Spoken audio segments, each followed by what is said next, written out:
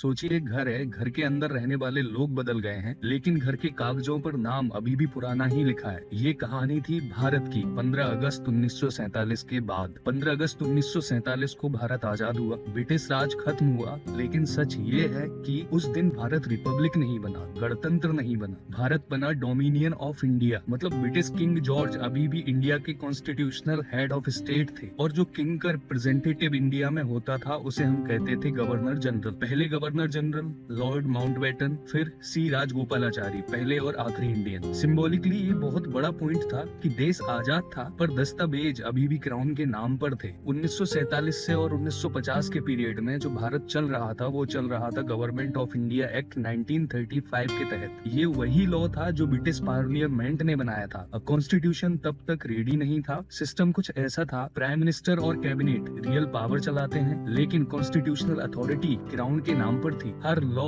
Governor general के accent के बिना पास नहीं हो सकता था। मतलब पावर अभी भी इंडियंस के हाथ में थी, लेकिन सिस्टम अभी भी कॉलोनियल था। ये सिर्फ कॉन्स्टिट्यूशन लिखने का दौर नहीं था, ये भारत के सर्वाइवल का भी दौर था। इस पीरियड में पार्टीशन का ट्रॉमा, लगभग 1.5 करोड़ लोगों का migration, Kashmir conflict, 500 plus states का इंटीग्रेशन और साथ ही जीरो से कॉन्स्टिट्यूशन लिखना। इसलिए ये 3 साल भारत के लिए सिर्फ पॉलिटिकल नहीं, एग्जिस्टेंशियल क्राइसिस के साल थे। एक डिसीजन बिल्कुल क्लियर था कि इंडिया का हेड ऑफ स्टेट कोई विदेशी नहीं हो सकता। इसलिए जब कॉन्स्टिट्यूशन तैयार हुआ तो जो डेट है ना 26 जनवरी, उसको चूज करना कोई कैलेंडर का सवाल नहीं था। 26 जनवरी 1930 जब भारत ने पूर्ण स्वराज की कसम खाई थी, उस वक्त ब्रिटिशर्स ने इसे मना कर दिया, लेकिन भारत ने इसको भुलाया नहीं। 20 साल बाद उसी अधूरी कसम को पूरा करने के लिए ये तारीख चुनी गई। 26 नवंबर 1949 कॉन्स्टिट्यूशन एडॉप्ट हो गया, लेकिन तुरंत लागू नहीं हुआ। क्यों? क्योंकि एडमिनिस्ट्रेटिव ट्रांजिशन चाहिए था, इसलिए 26 जनवरी 1950 फाइनल डेट रखी गई। इस दिन गवर्नर जनरल की पोस्ट खत्म हो गई,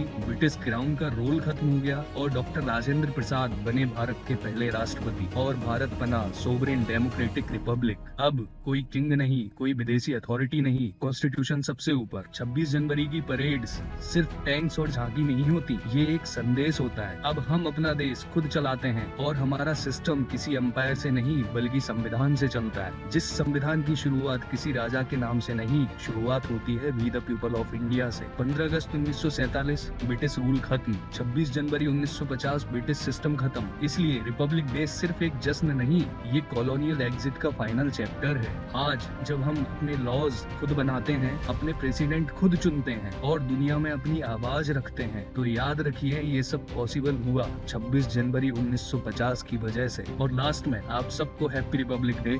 जय हिंद।